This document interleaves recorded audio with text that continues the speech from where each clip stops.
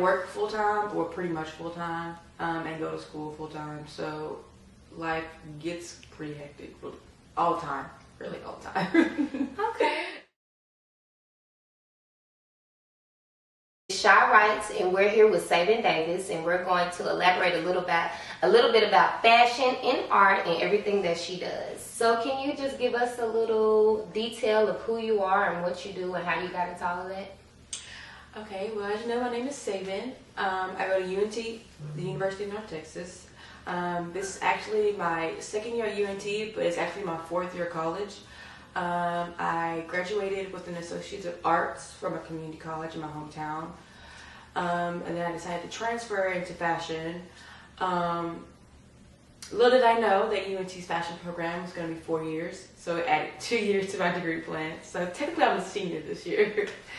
I got into fashion, you know, I don't really have like just I can't even say this word, specific story of how I got into fashion. I grew up with a grandmother who was old school, and she would never leave the house not looking your best.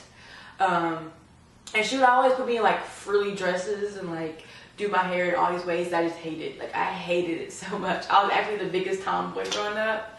And you kind of see that in like the way I dress on a day-to-day basis. I'm still a huge tomboy at heart, but I had to find my way of expressing myself. I had to find my way of, you know, voicing my own opinion, but still looking presentable, and her kind of accepting how I look, which I'm still learning, because sometimes she still doesn't accept it. But which that's another thing. I'm very close with my family. My mom and my great grandmother, which I call her my nana, she raised me. They're a huge part of my life, huge influence over me. Anything I do, I'm always thinking about them. Like later in my career, when I do have my own clothing line, I plan on naming it after my great grandmother. I don't want to say the name yet. What else? Oh yeah, I guess you could say I'm specializing in denim. As you see, my denim couch. This is my baby. When I first decided to move out, I was looking for a couch, and I actually got this off of Facebook for $50. And it's like my favorite thing. Like, I treasure this thing. I mean, because denim, that's one thing about denim, it's so durable. Yeah. Like, and I can take this whole thing off and put it in a washing machine. So, like, it's easy to clean. What else? I have a background in painting.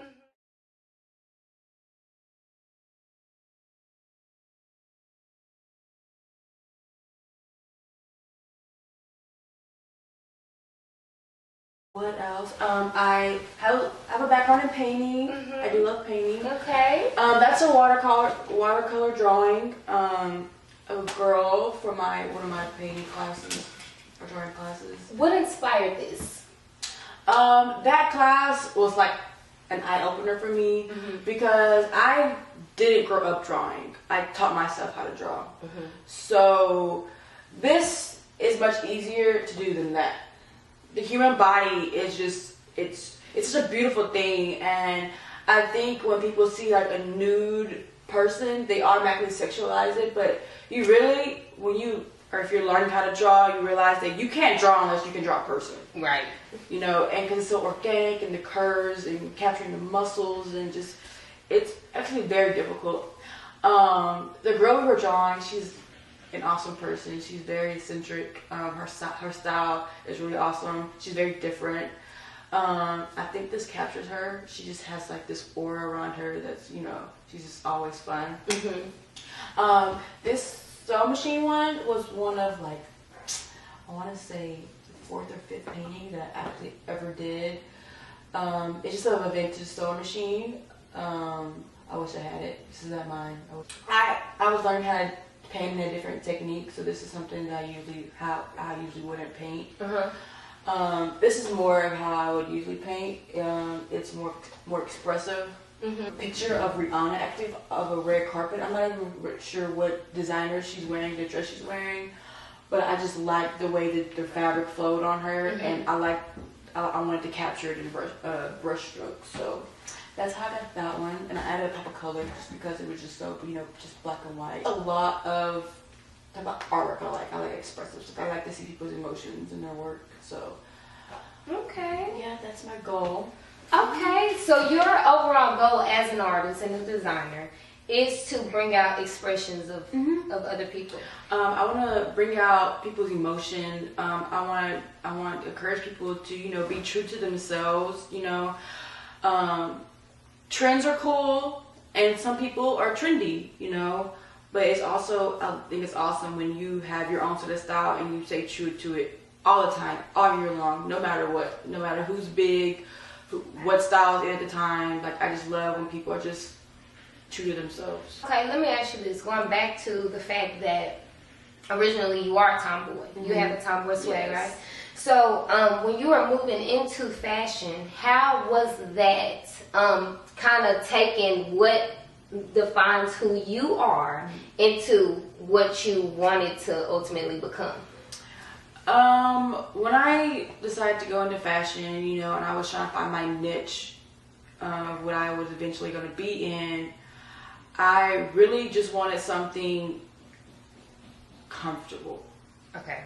I wanted it to be comfortable for myself. I didn't want to go into it and automatically try to start pushing boundaries and just trying to put myself all over the place. This is me, this is what I am. I really wanted to get in there, be comfortable with what I was doing, learn, perfect it. And I thought that, if I'm going to perfect something, I need to do something that I'm comfortable with, that I know. And at the time, still now, it's being a tomboy, but still putting that edge on it to where, you can still be girly. Like, if I was to explain my style, it would be like tomboy, but sexy. What exactly is that? It's when you use pigments and you take first you start out with like this big screen. It has like this filament on it, like kind of like see-through material, like kind of a mesh type, like a stronger, more durable mesh. And how I did this is I went and got like, the paper that you would use on like an overhead, that they used to use back in the day. Yeah. Overhead paper.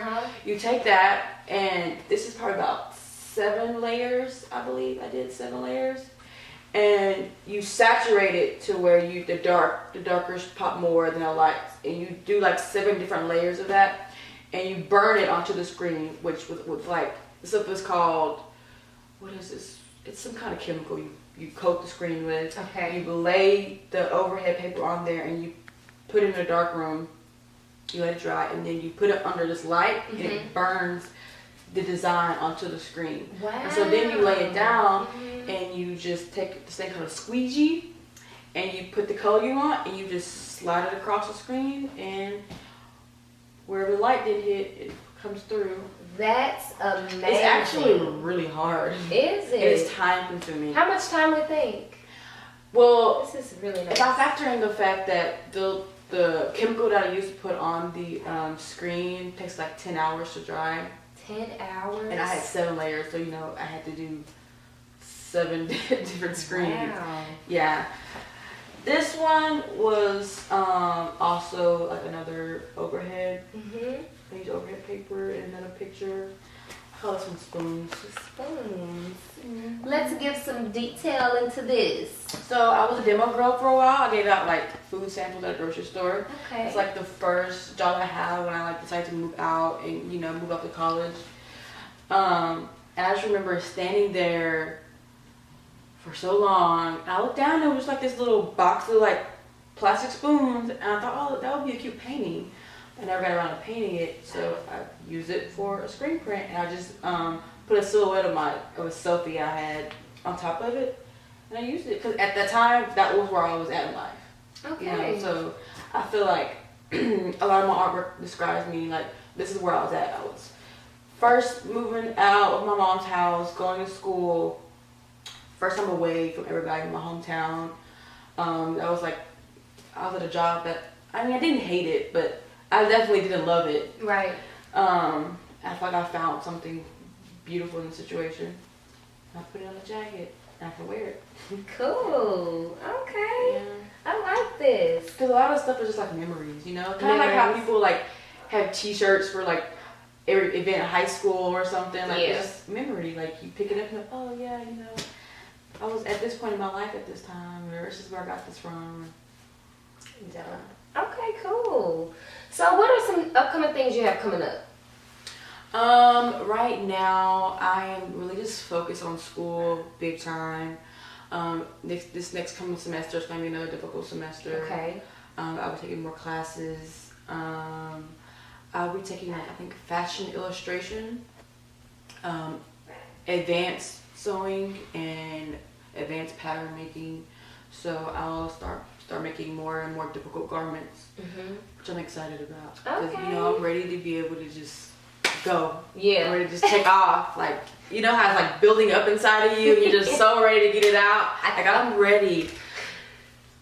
Very much so. Okay, good. So, as far as aspiring students not in the fashion field yet, or in the fashion major, fashion college, what do you have to say to them? Because you're already in fashion school, moving on through. Okay. Well, I knew somebody was going to ask me this. Yeah.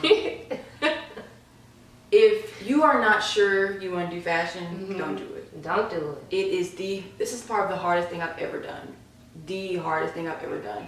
It's time consuming. It's going to test everything about you. It's very precise. It's very demanding. There's no room for error. You're competing with your classmates all the time. Right now the competition isn't really strict, but like my senior year, we're all going to be competing for the same internships, the same jobs, you know. So you got to get on your A game all the time. And probably don't have a full-time job, and I would say live on campus. I don't live on campus. I commute. Yeah. So I don't have the luxury of most students in my class to just get off of work and just go straight to the lab and, you know, be on the sewing machine or whatever, you know. I have to drive 35 minutes to get there. Definitely take your time, think about it. Definitely practice before you get into the program. Don't just not know how to sew when you get into the program. Even if it's just simple things, it's better than nothing, because sewing in a straight line is not easy. People think that's just not easy. Sewing in a straight line is not. What else? Definitely want to know how to basic sketch, basic drawing, because they're going to throw you to the wolves. It goes really quick. It's really fast. Like one day you're practicing sewing a circle, the next day you're making some pants. Wow. So, yeah. Oh my God. You gotta be sure, and you gotta be strong. You can't give up. Once you in, but it's not gonna be easy. Okay, cool. Well, I think that wraps it up for us. Thanks for having us in your home. This is Sabin Davis, aspiring fashion designer.